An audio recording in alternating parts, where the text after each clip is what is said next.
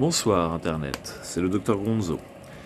À la demande générale d'une personne, je fais ce test de God of War Ragnarok, le jeu incroyable qui a pris 21 sur 20 sur tous les sites et toutes les chaînes spécialisées dans le jeu vidéo.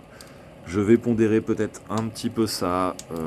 C'est une formule pour moi, God of War, je rentre direct dans le vif du sujet, qui est symptomatique d'un truc que je n'aime pas trop dans le jeu vidéo. Moi je suis plus pour l'école du gameplay, du truc poussé à fond. Avec une histoire bien dosée, on pense à The Witcher 3 qui même au niveau combat, s'il n'était pas si fou que ça, il était plutôt bien dosé en termes de narration, les énigmes n'étaient pas trop longues, voire inexistantes, c'était différent, il y avait une narration qui était intégrée aux énigmes. Là vraiment on a tout qui est très compartimenté, même si les personnages parlent tout le temps, t'interrompt dans les résolutions d'énigmes, ce qui est complètement une aberration. C'est-à-dire que vous réfléchissez 10 secondes à ce qu'il faut faire pour passer l'obstacle, et le mec te dit oui, non mais regarde là, peut-être que tu tires une flèche, machin. C'est très désagréable. Laissez-nous le temps, arrêtez de nous prendre pour des débiles, des enfants de 6 ans, s'il vous plaît. Voilà, c'était pour les concepteurs de jeux vidéo.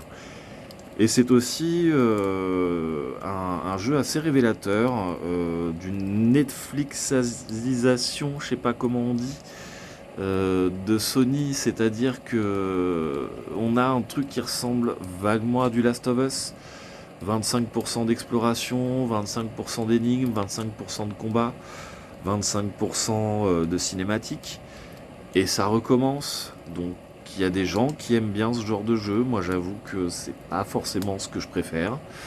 En tout cas c'est pas le mélange que je préfère. Ça boucle beaucoup. Le jeu est quand même un petit peu plus fourni au niveau bestiaire que le God of War 1. Il est pas désagréable au niveau vraiment du gameplay. Les combats se déroulent bien, on prend plaisir à dérouler les combos, etc. Donc ça c'est plutôt le point positif. Après, ça représente vraiment... on veut tout faire dans le jeu vidéo, on met tout, on secoue, on espère que ça va faire un grand jeu, mais c'est pas comme ça que ça marche en fait. C'est pas comme ça que ça marche. On veut du gameplay, on veut des jeux qui vont au bout de leur choix.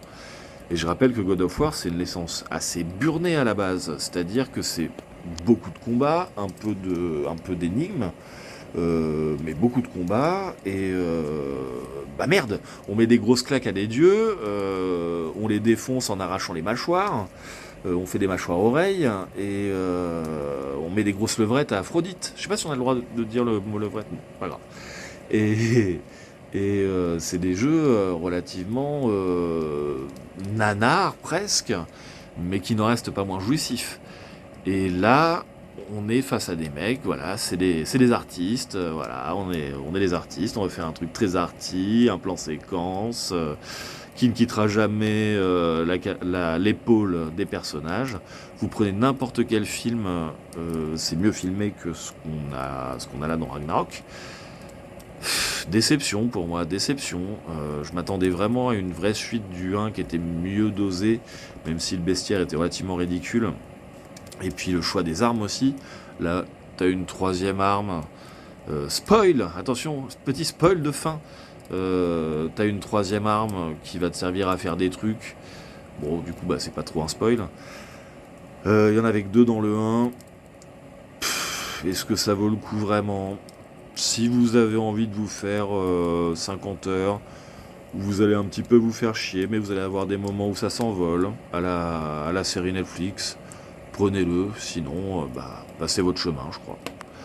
C'était le Dr Gonzo, je donnerai un petit 15 sur 20, allez, si je veux donner une vraie note à ce jeu, même si ça veut pas dire grand-chose.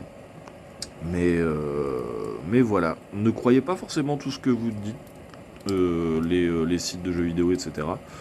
Les gros youtubeurs, c'est pas si ouf que ça. Ça se laisse jouer. Faites ce que vous voulez. C'était le Dr Gonzo. Des bisous tout le monde. Et puis mettez la cloche.